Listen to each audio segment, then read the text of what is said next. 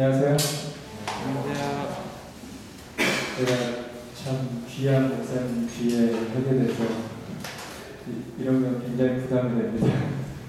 굉장히 훌륭하신 그 강의, 정말 알찬 내용들 먼저 해주셨는데 그 뒷자리는 참 부담되게 되어 있습니다. 저는 약간 좀 다른 측면에서 이제 말씀을 전해드릴 건데요. 백투 예루살렘이라는 말을 많이 들어보셨을 거예요. 이제 복음이 서진해서 다시금 예루살렘으로 돌아간다. 많은 단체들이 이 비전을 받았고, 특별히 중국의 그 지하교회에 많은 그 크리스천들이 그걸 받았죠.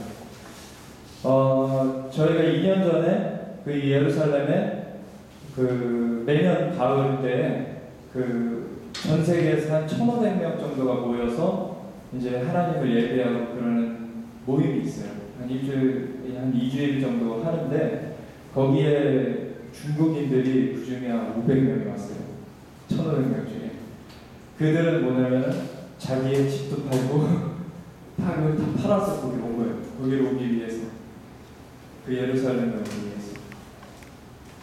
정말 이 백투 예루살렘이 마지막 때의 정말 큰 비전인데, 한 가지 이것에 대해서 좀 오해가 있는 부분에 대해서 제가 말씀드리고 싶은 거는, 백투 예루살렘, 그 복음이 서진해서 예루살렘을 마지막점으로 이제 들어간다는 게 맞습니다. 맞는데 그게 한 축이라면 지금 다시금 예루살렘, 이스라엘 회복되는 것이 한 축이에요. 그 두 가지가 같이 돼서 하나님의 마지막 그 계획이 완성되는데, 예수님의 다시 오시는 그 길이 예비되는 것이 그 두 축이 같이 돌아가게 되어 있습니다. 그래서 그 백투 예루살렘 한 축을 먼저 지금 이규 목사님께서 말씀해 주셨다면은 지금 제가 다른 한 축을 말씀해 드리겠습니다. 그래서 이스라엘의 회복이 하나님 앞에, 하나님의 계획에 왜 중요한지, 어떻게 그것을 바라봐야 되는지. 그래서 일례로 혹시 열방 부흥 축제라고 혹시 들어보셨나요? 그 웨일즈에서 지금 매년 하고 있는데, 그것을 비전으로 하나님께 받은 그 게일릭스 선교사님이 원래는 이슬람권 선교사님이셨어요. 이슬람권 선교를 하는데 너무 회신자들이 안 나오고 이게 막혀 있는 거예요. 하나님 앞에 막 기도를 했어요. 하나님, 이 길을 열어주시옵소서. 근데 하나님께서 주신 응답이 무엇이냐면 이스라엘을 위해서 기도해요. 정말 생뚱맞아요. 이슬람권 선교하러 갔는데 하나님께서 이스라엘을 위해서 기도해라라고 말씀하십니다. 그래서 항변을 했죠. 저는 이슬람권 선교사입니다. 어떻게 이스라엘을 위해서 기도하라고 합니까? 이슬람권에서는 적이에요. 이스라엘. 근데 왜 이스라엘을 위해서 기도하라고 하십니까? 근데 결국에 순종해서 이스라엘을 위해서 기도하기 시작했어요. 이슬람권 선교를 하셨어요. 근데 그때부터 이슬람권에 문이 열리기 시작했다. 그게 왜 그런지 하나님의 계획하심이 있어요.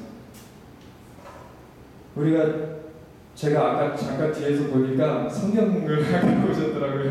제가 원래 계획하기로는 성경을 찾아보면서 조금 나눠보려고 했는데, 어디서 성경들이 막 숨겨진 보물이 막 나오듯이 지금 성경에 나오고 있는데, 잘 아시는 말씀 들어갈게요.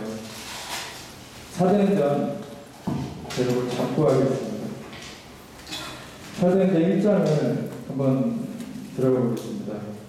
잘 아시는 말씀들이에요. 제가 읽겠습니다. 1절부터 보면은, 데오빌라, 내가 먼저 쓴 글에는 오른 예수께서 행하시며 가르치기를 시작하신부터 그가 택하신 사도들에게 성령으로 명하시고 승천하신 날까지 이를 기록하였노라 라고 말하였죠. 그래서 누가복음은 그렇게 기록했고, 그 누가가 이제 사도행전을 기록하고 있는데, 그래서 그 전에 누가복음에는 예수께서 행하시며 가르치기를 시작하신부터 그가 택하신 사도들에게 성령으로 명하시고 승천하신 날까지 이를 기록한 것이고요.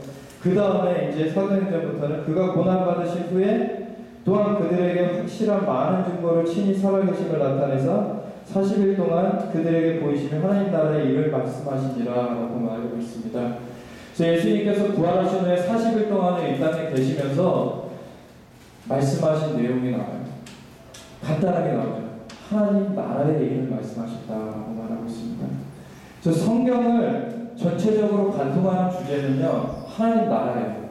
그리고 그 하나님 나라의 주인공은 바로 예수님이시죠. 그리고 예수님과 함께한 자들이죠. 근데 우리가 믿는 내용들이 있죠. 우리가 다 크리스찬이잖아요. 여기에 뭐 불교 신자들 앉아 계시지 않으시죠?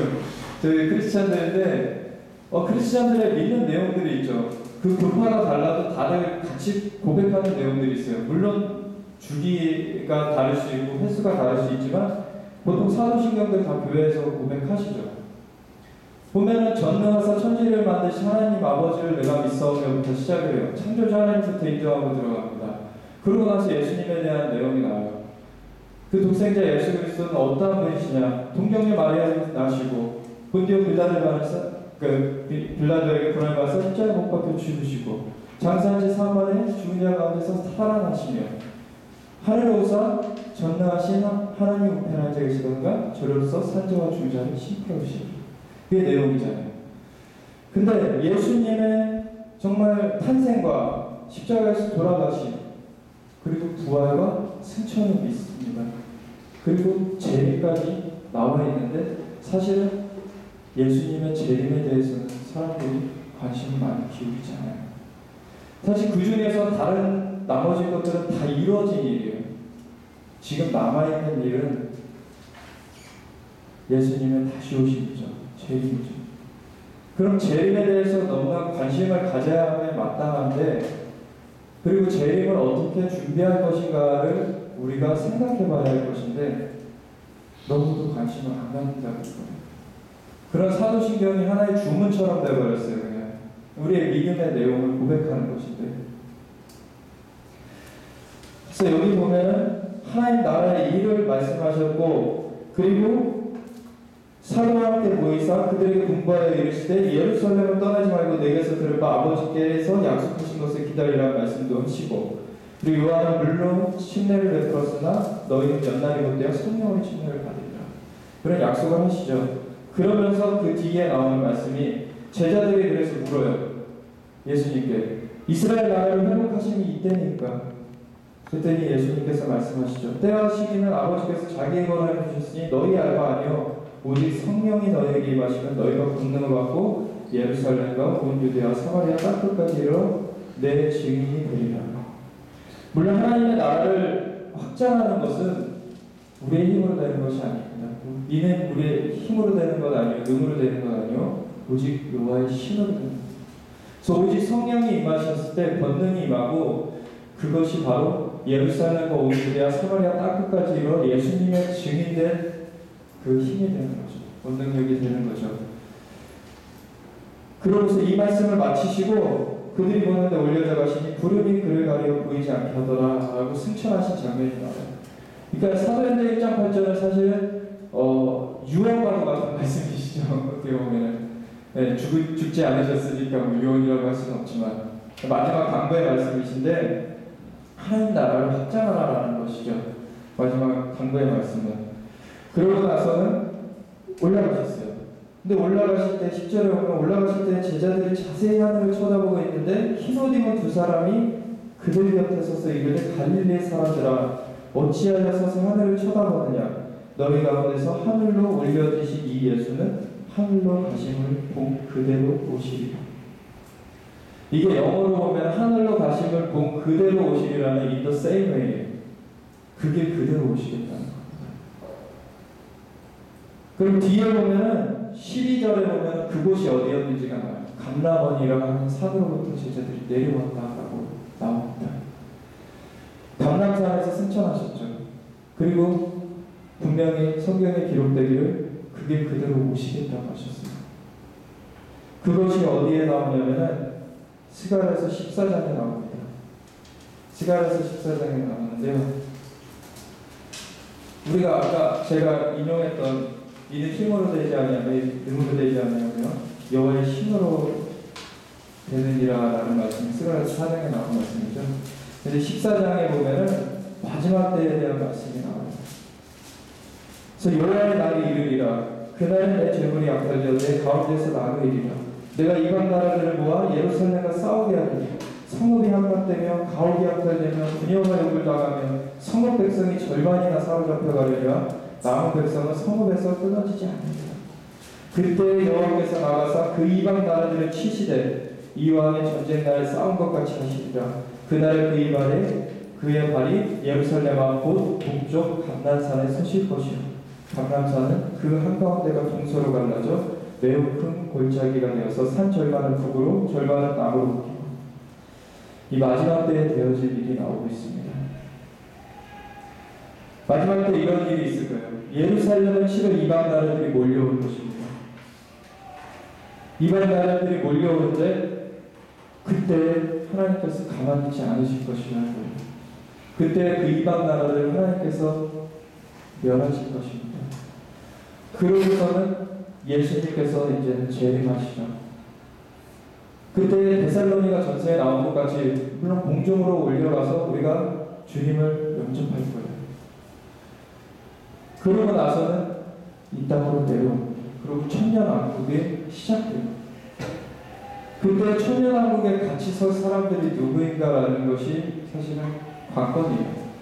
계시록에 보면 그 사람은 그 마지막 때 환란 중에 목배임을 당한 자들이거나 예수의 증거로 인해서 아니면은 끝까지 살아서 견딘 사람인데 짐승에게 절하지도 아니하고 우상에게 절하지도 아니하고 그 표를 받지 아니한 사람들이 그 예수님과 더불어서 왕노릇하리라고 말씀하고 계십니다.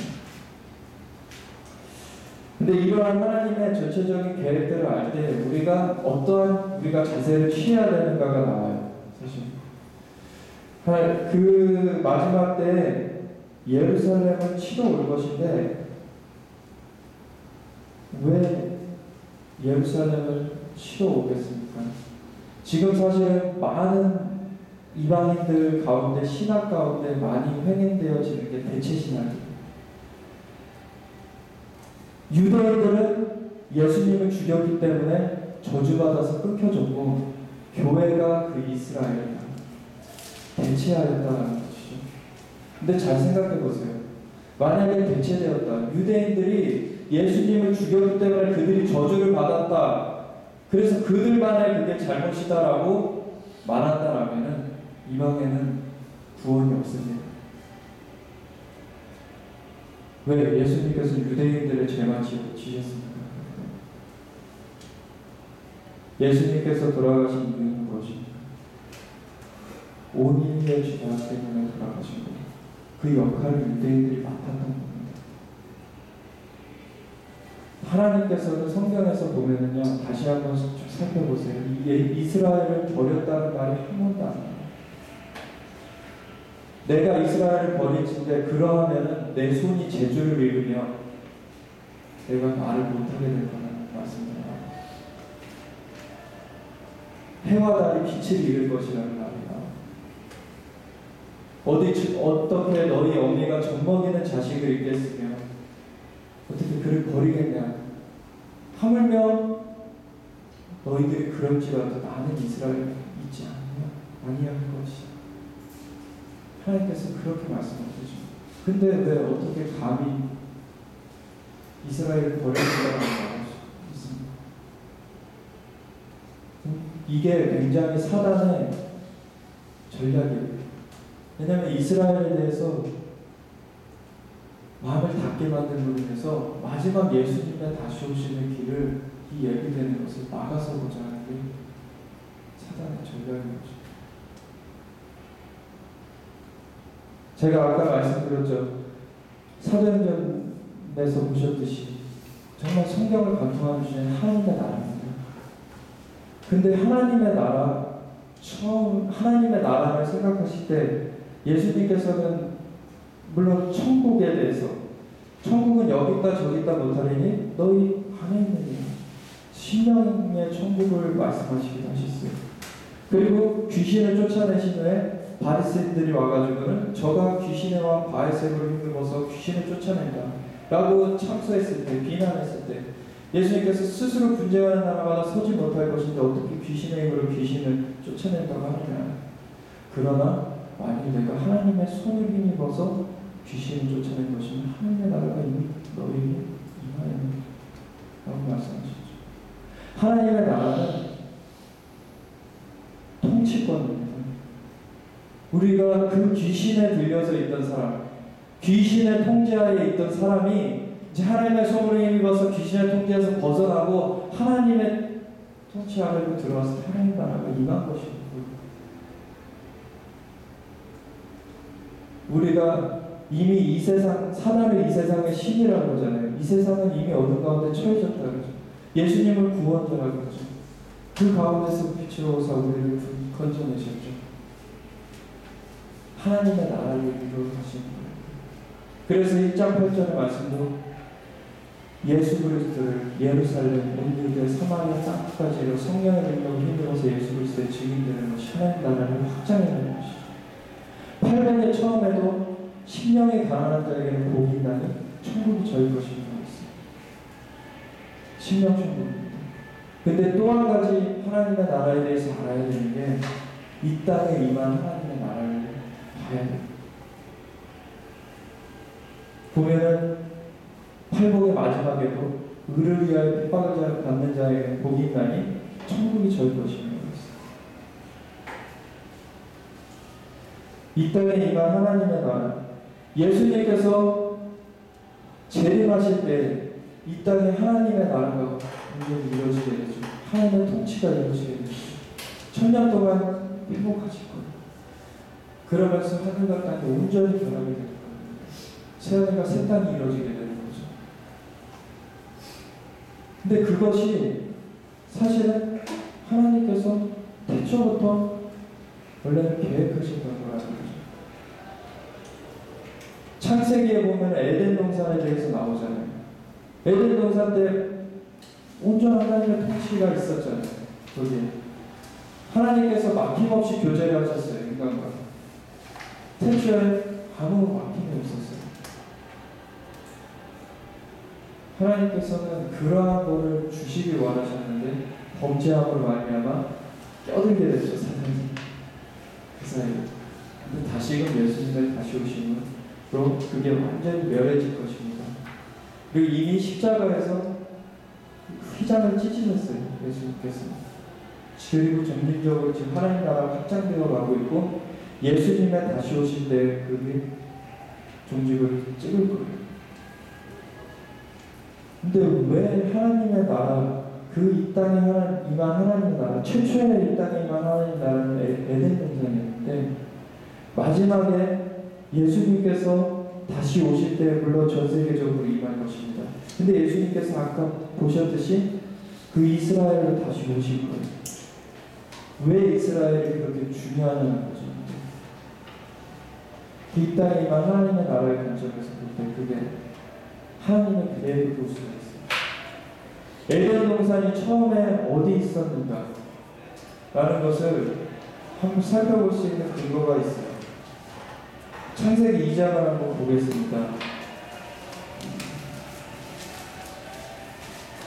창세기 2장 8절에 보면은 여호와 하나님이 동방의 에덴에 동산에 창설하시고 그 지으신 사람을 거기 두시니라라고 말씀하시고 계시고요.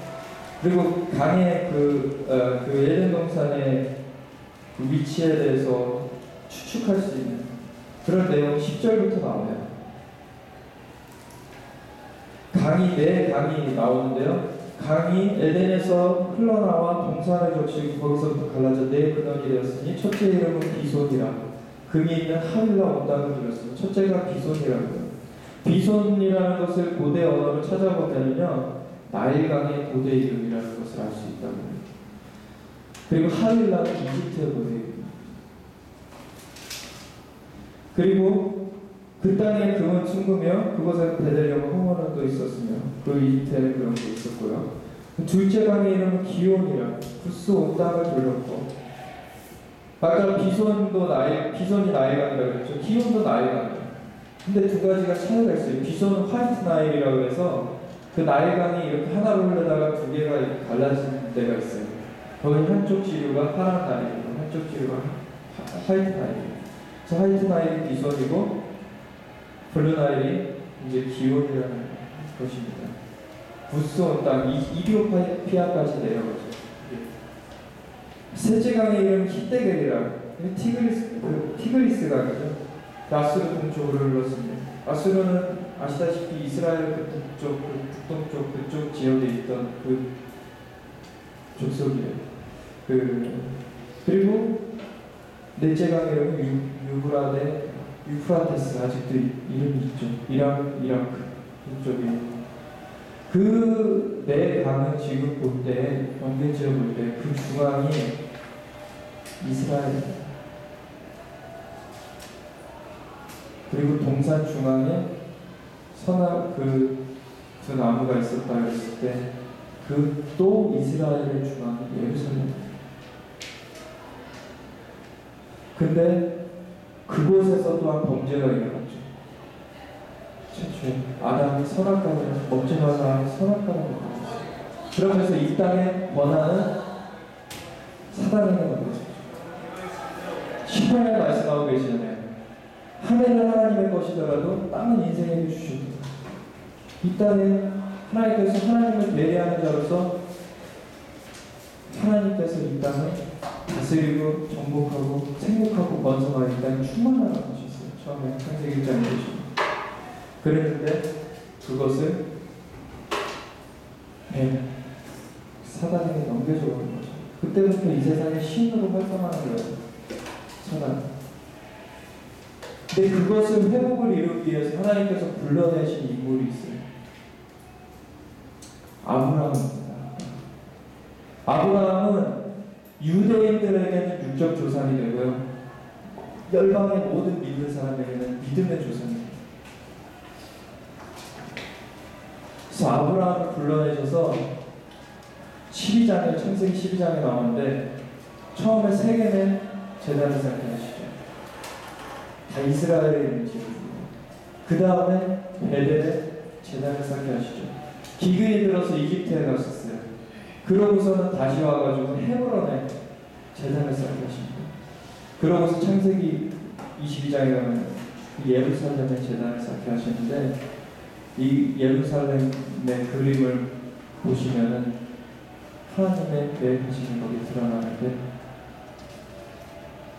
잘 아시다시피 모리아 산상에 가서 그 독자인 이삭을 바치라고 하세요. 하나님께서 아브라함을 아브라함은 하나님의 친구라 일컬음을 받는 사람이었어요.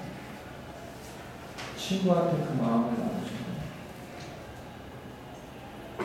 거예요. 네 독자를 나누는 거죠. 그 독자 이삭을 내리치려고 할 때 하나님께서 막으시죠. 그러고서 그때 순양의 뿔이 나무에 걸려서 순양이 있는 것입니다. 그때 나온 말이 무엇입니까? 여호와 이레. 하나님이 그 산에서 준비하신다. 누굴 준비하시겠습니까? 어린 양이신 예수님을 준비하십니다. 하나님의 독생자이신 예수님을 준비하시기 때문에 아브라함 하나님의 친구 된 아브라함한테 네 독자를 그 얼마나 오랫동안 기다려왔던 그 자녀였어요. 이삭 25년간을 기다려서 낳은 자녀였고 LG 그런 자녀였는데 하나님께서 그 마음을 그렇게 나누신 거예요. 그래서 계시하신 거예요. 하나님께서 그 죄값은 인류의 죄값은 그 한 인간으로서 지을 수 있는 죄값이 아니기 때문에 하나님께서 계시를 하시지만 멈추게 하시고서는 내가 친히 준비하겠다.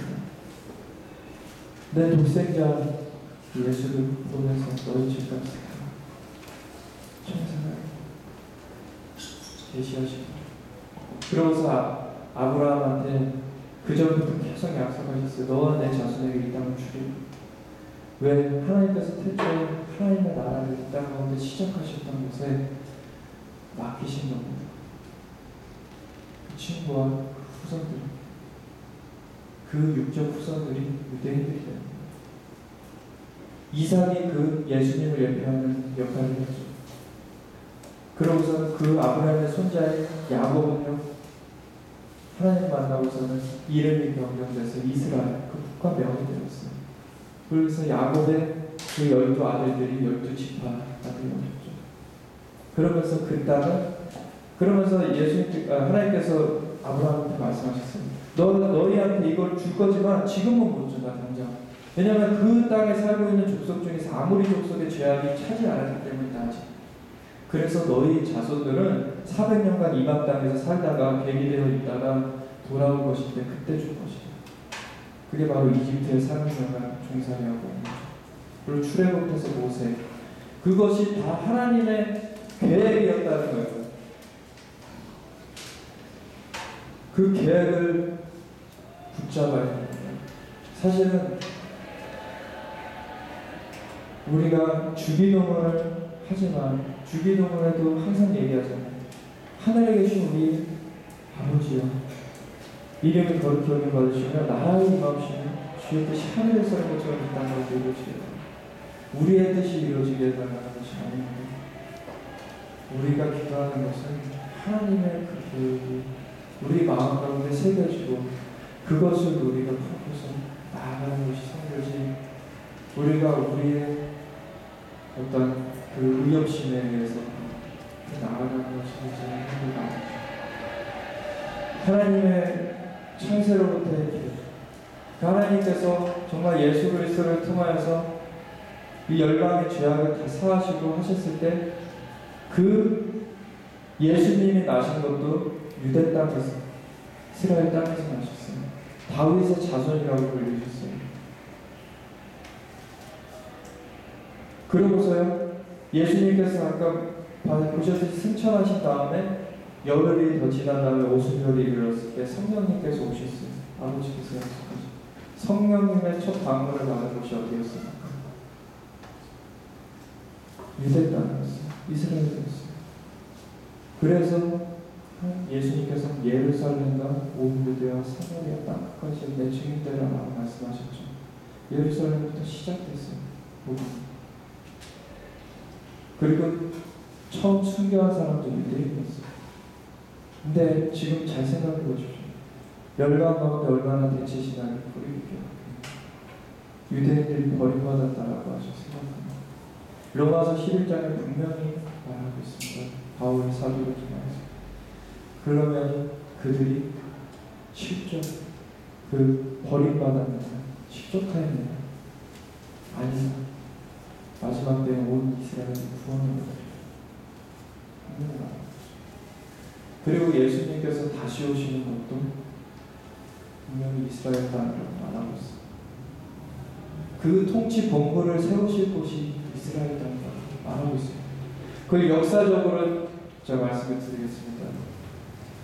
이스라엘이 AD 70년에 로마 티투스 장군에 의해서 함락됐어요. 성전이 파괴됐어요. 흩어졌죠. 열방 가운데 디아스포라가 됐어요. 나라가 없이 그때부터 살게 되었어요. 그런데 그 이스라엘을 하나님께서 모으시겠다고, 다시 회복시키시겠다고 분명히 약속하셨고 그 약속하신 대로 신실하게 모으셨어요. 그러고서는 그 첫 운동이 시온주의자 대회라고 해서 1897년도에 바젤에서 있었어요. 근데 그 대회가 있은 지 얼마 안 돼서, 몇 년 안 돼서 1900년도 초반부터 무슨 일이 있었는지 아시죠? 전 세계에 휩쓴 대부흥들이 일어나기 시작했어요. 1904년도에 웨일즈대회, 1906년도에 아주사대회, 1907년도에 평양대회. 이 성경에서 스가랴서 한번 1장을 나중에 읽어보세요. 스가랴서의 배경은 바벨론 포로에서 돌아올 때 그 성전을, 그 예루살렘을 재건하는 그거를, 그 배경을 갖고 있어요. 그때 천사를 파송하신 내용이 나와요. 하나님께서 그런 회복의 시기에 천사를 파송하세요. 그때 1900년 초반에 하나님께서 천사를 파송하십니다. 왜? 제가 말씀드렸죠. 처음에 두 축을 함께 돌리고 계시죠. 열방의 구원과 이스라엘의 회복은 같이 돌아가게 돼 있습니다. 예수님의 다시 오심을 향해서. 그리고 1948년도에 예루살렘 이스라엘이 재건됐어요. 나로부터 다시 태어났습니다. 1950년도부터 세계를 휩쓴 게 치유의 도움이에요. 치유가 엄청나게 일어났어요. 손대는 자마다 막 치유가 됐어요. 막 팔이 어떤 게 자라나듯이 같이 돌아가는 걸 보셔야 돼요. 1967년도에 예루살렘이 회복됐어요. 1948년도에 이스라엘이 재건됐지만 예루살렘은 아직 회복되지 않았을 때예요. 동서 예루살렘 나눠져 있을 때였어요. 예루살렘이 6.1 전쟁 후에 1967년도에 회복되었을 때 1967년도 그 이후로 어떤 일이 있었는지 아시나요? 지저스 무브먼트라고 들어보신 분들 있어요. 예수운동이라고. 히피들 정말 기존의 권위를 다 탈피해가지고 자유롭게 가가지고 막 그런 장난 생활을 하던 그런 청년들이 대거 예수님께로 돌아오기 시작했어요. 다시 찾은 거예요. 신앙을 찾은 거예요. 보십시오. 고토로 돌아가자는 그 운동이 있었던 1900년도 초반에, 그 1800년도 후반, 그 1900년도 초반에는 대각성이 있었어요. 깨어나기 시작했어요. 세계가. 1948년도 이스라엘이 재건되고 나니까 1950년도 나라가 치유되니까 회복되니까 치유의 돈이 쓰기 시작했어요. 1967년도 예루살렘이 회복되니까 예루살렘은 성전이 있던 곳이에요. 그 영적 생활의 근거지입니다. 그러니까 히피들이 돌아오기 시작했어요. 신앙운동이 되기 시작했어요. 마지막 하나 회복 안 된 것이 있어요. 지금 예루살렘의 성전입니다. 지금 성전은 아직 회복이 안 돼 있어요. 지금 이슬람 사원이 있죠. 마지막 때 아까 스가랴서 14장 말씀을 보시듯이 열방이 이방 나라들이 이스라엘을 치러올 거예요. 뭐가 독특하게 될 것인가? 성전 이슈. 근데 하나님께서는 태초부터 그걸 계획하시고 그걸 신실하게 이루실 것입니다. 그 계획을 알 때, 그것에 함께할 때 열방의 부흥도 같이 이루고 있어요. 그래서 각자 부르신 곳이 따로 있을 거예요. 뭐 인도로, 중국으로, 어디 스리랑카로, 파키스탄으로, 아니면 때로는 그 일터에서 일터 사역자로 각자의 부르심이 있을 거예요. 이 하나님의 계획은 크시고 정말 예수님의 다시 오심을 바라보시면서 정말 주님 다시 오실 길을 예비하는데 제가 함께 동참하기 원합니다. 그 이스라엘 회복되고 예수님께서 그 땅을 밟으시는 것을 제가 보기 원합니다. 열방의 선교학자들도 2년 전에 모여서 같이 회의를 했을 때 동의한 것이 있어요. 잘 아시다시피 마태복음 24장에는 이 천국 복음이 모든 족속에게 증거되리니 그제야 끝이 오리라고 말하고 있죠. 그 모든 족속에게 증거되는 것이 지금 한 2,3천 종족분이 안 남아있는데 그것이 2020년, 30년 그 사이에 끝나질 거예요. 이스라엘의 회복되는 속도도 지금 놀랍습니다. 하나님께서 이걸 같이 움직여가고 있습니다. 이게 따로 관계가 아니에요. 그 두 축을 같이 예수님의 다시 오심으로써 하나로 엮어내고 있어요. 그래서 에베소서 2장에도 한 세 사람을 만드신 것이고 에베소서 1장에 보시면 하늘에 있는 것이나 땅에 있는 것이나 모든 것이 그리스도 안에서 통일되게 하는 것입니다. 그래서 어느 곳에 가시든지 그곳에 가셔서 열심을 다하시고 이 예수님의 다시 오심을 예비하는 것을 품으시고 이스라엘 회복을 위해서 같이 기도하실 때 그 땅에도 문이 열릴 것입니다. 그것은 왜 하나님의 마음 계획 가운데 있기 때문에 그것을 품고 나아가실 때 그 선교지에 부흥이 임하고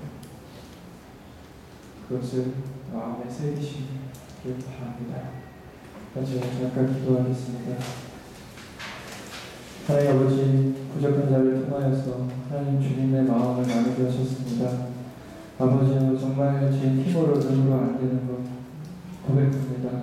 오직 여호와의 신 성령님께서 이들 마음을 터치하여 주시옵소서. 하나님 주님의 마음 정말 사람의 속 깊은 것을 사람의 영 외에는 알 수 없듯이 하나님 마음 깊은 것도 하나님의 영 외에는 알 수 없다고 하였습니다. 성령님께서 한 사람의 영 가운데 주님 만져주시옵소서. 말씀하여 주시옵소서. 주님의 말씀을 확증하여 주시옵소서. 하나님 주님께서 역사해 주시옵소서. 이 길에 주님 동참케 하심을 감사드립니다. 영광의 왕 예수님께서 다시 오실 때 우리가 기쁨으로 맞이할 것입니다. 오직 주님 홀로 영광을 받아 주시옵소서. 감사드리며 예수 그리스도의 이름으로 기도드립니다. 아멘.